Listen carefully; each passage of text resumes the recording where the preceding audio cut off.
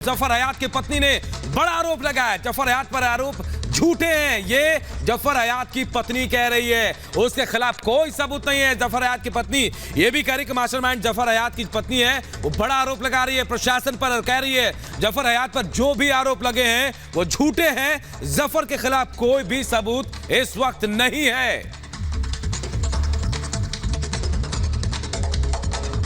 जो बातें निकल कर आ रही वो आ रही कि उन्हीं के द्वारा ये पूरा आयोजित किया गया था, जो कल का प्रोटेस्ट था और जिसमें कल पथराव हुआ। सबसे पहली बात तो है कि कल कोई प्रोटेस्ट नहीं था। सबसे पहली बात तो ये है कि कल कोई प्रोटेस्ट नहीं था। कल सिर्फ दुकानें बंद करके सबको अपने अपने घरों में रहना है, जबकि ये वापस ले लिया गया था। अरे ये चीज़ बताने दीजिए, लेना है। लेकिन कमिश्नर साहब का फ़ोन आया, उनके ऑफिस में ये गया, उन्होंने उनसे ये बात रखी कि देखिए शांतिपूर्वक जाएगा। मैं जानता हूँ ये हमेशा से ये चीज़ रही है, इन्होंने कुछ भी प्रोग्राम किए हैं बहुत शांतिपूर्वक गए हैं। लेकिन कमिश्नर साहब का फ़ोन आया, ऑफिस गए तो उन्होंने ये कहा कि पीएम नरेंद्र मोदी जी और योगी आदित्यनाथ जी आ रहे हैं, तो आप ये प्रोग्राम स्थगित कर दिए। इन्होंने कहा ठीक है, इन्होंने लिखित में दे दिया, बाहर आके मीडिया को बाइट दे दी। उसके बाद फेसबुक पर भी चला दिया उन्होंने कि ये प्रोग्राम स्थगित है और सब लोग शांति अमन बनाए रखें, किसी भी तरह की कोई भी उपद्रव करने के लिए, मतलब सब लोग अपने तरीके से रहें।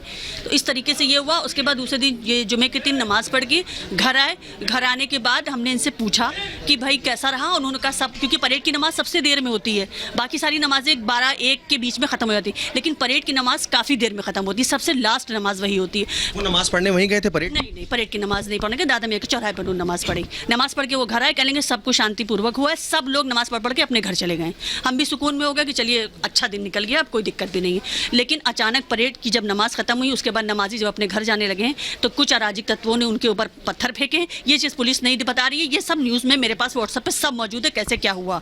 तो सही चीज़ दिखाइए, सच दिखाइए। अगर हयात जफर हाशमी गुनहगार है तो उनको भी दिखाइए।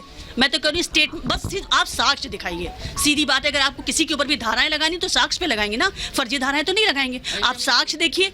आपको कहीं पत्थर उठा के मारते देते हो, किसी को तकलीफ दी हो, किसी को मारा हो, लड़ाई झगड़ा किया हो, पत्थरबाजी की हो, कुछ किया हो उन्होंने। पुलिस के किसी अधिकारी ने आपसे बातचीत करी, कुछ भी आपसे पूछताछ करी? बताने की फ़ोन करने पे वो फ़ोन नहीं उठा रहे हैं, कुछ बता नहीं रहे हैं, पर ये हमें पता लग रहा है कि वो पुलिस ने उनको उठा लिया है। कोई पता जिस वक्त मैम ये पथराव हुआ उस वक्त वो कहाँ पे थे? घर पे थे, क्योंकि पहली नमाज उन्होंने घर पे ही पढ़ी, 12:45 बजे थी और परेड की नमाज 3 बजे तक, 2 से 3 बजे तक चलती है, इसलिए वो लास्ट नमाज होती है। लेकिन वो घर आ गए, हम लोग बच्चे। आखिरी बार वो किस वक्त घर से निकले थे जब वो घर नहीं लौटे?